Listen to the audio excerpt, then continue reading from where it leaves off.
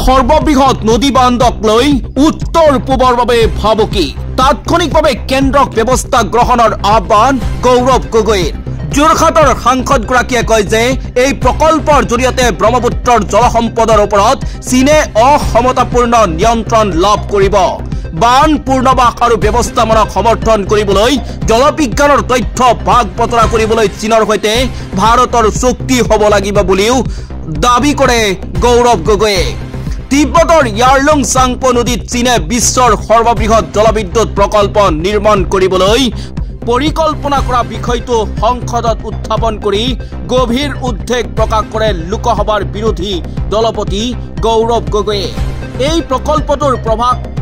প্ৰভাৱ আলোকপাত কৰি তাৎক্ষণিকভাৱে কেন্দ্ৰক ব্যৱস্থা গ্ৰহণৰ আহ্বান জনায় সাংসদ গৌৰৱ গগৈয়ে কংগ্ৰেছৰ সাংসদগৰাকীয়ে ভাৰতৰ ৰাষ্ট্ৰীয় নিৰাপত্তা জল সুৰক্ষা আৰু আঞ্চলিক স্থিতিশীলতাৰ ওপৰত এই প্ৰকল্পই পেলাব পৰা প্ৰভাৱৰ ওপৰত গুৰুত্ব প্ৰদান কৰি লোকসভাত আজি এই বিষয়টো উত্থাপন কৰে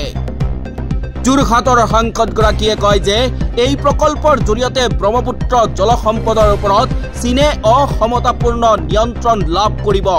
বান পূৰ্ণবাস আৰু ব্যৱস্থাপনাক সমৰ্থন কৰিবলৈ জলবিজ্ঞানৰ তথ্য ভাগ বতৰা কৰিবলৈ চীনৰ সৈতে ভাৰতৰ চুক্তি হ'ব লাগিব বুলিও দাবী কৰে গৌৰৱ গগৈয়ে চীনে ভাৰতলৈ পানী এৰাৰ ক্ষেত্ৰত হেতালি খেলাৰ আশংকাক আঙুলিয়াই দি তেওঁ কয় যে ইয়াৰ ফলত ভাৰতৰ উত্তৰ পূবৰ ৰাজ্যসমূহত ভয়ানক প্ৰাকৃতিক দুৰ্যোগৰ সৃষ্টি হ'ব পাৰে বান বা বিধ্বংসী খৰাং পৰিস্থিতিৰো সৃষ্টি হ'ব পাৰে